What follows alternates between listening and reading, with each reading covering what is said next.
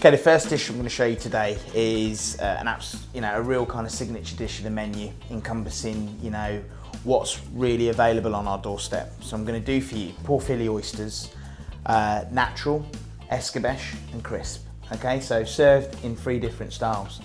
The first one is going to be the natural oyster, so exactly as it sounds, just completely in its natural form, and we've made a beautiful granite out of the juices from the juices that come out. So we pass that, infuse a little bit of lemon juice, a little bit of lemon zest, and we freeze it, and then we serve that on the granite, so you can eat the whole thing. Next to that is the escabeche, and then we're just going to pickle that oyster very, very lightly, but also just slightly warm. So again, we're kind of moving up a temperature. The last one is going to be crisp. So on the bottom, we've got a beautiful fennel, lime and apple salad, folded through with some chervil, just to kind of have that lovely aniseed note. On top of that will be a crisp oyster.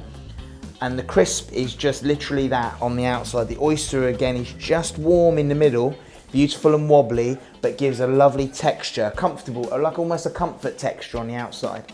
And then finished on the top will be a lovely piece of salami, beautiful fat running through the salami, and that warmth of the oyster just warms that pork fat up and just goes beautifully well with the oyster. So it's just a lovely wooden board, and then we serve these on the pebbles, and that's my first dish.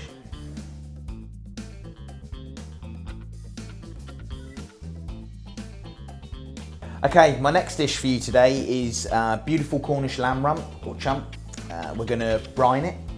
Then we're going to water bath it at 68 degrees for an hour and a half in some hay and some bay leaf and thyme. We're then going to roast it off for just caramelisation in butter, just purely for flavour, not to kind of cook it. Then we're going to put it into a pot, cover it with hay and bay leaves, and we're going to bake it for half an hour. Next to that, we're going to serve a beautiful baked aubergine, some ducker, some lamb tongue. So we got some different cuts of the lamb, and believe the lamb tongue is a wonderful lamminess. And then we're simply going to serve it with some purple sprouting broccoli, right in season, and a lovely lamb sauce.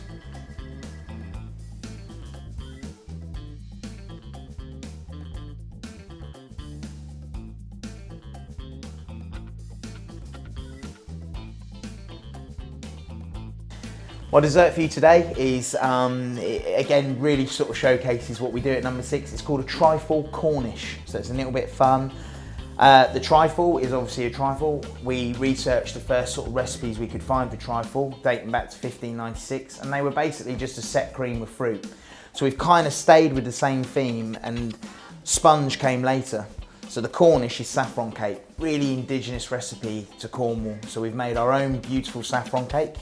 In the bottom, we've replaced the cream for yogurt, because we get a wonderful acidity from the yogurt. Infuse that with vanilla.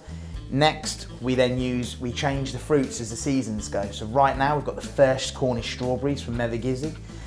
To separate the layers and get a wonderful texture, we've got a beautiful baked puff pastry disc. Then on top of that, we've made a custard, but we don't just put it in a cream whipper, just to give it some aeration and lighten it up. We've infused a little bit of saffron in there to give it that real bird's custard look. And then just for, again, to kind of that lovely nod to texture of trifle, we've kind of some roasted hazelnuts and some lovely acina cress, which really gives you a lovely aniseed flavour, which works well with the strawberries.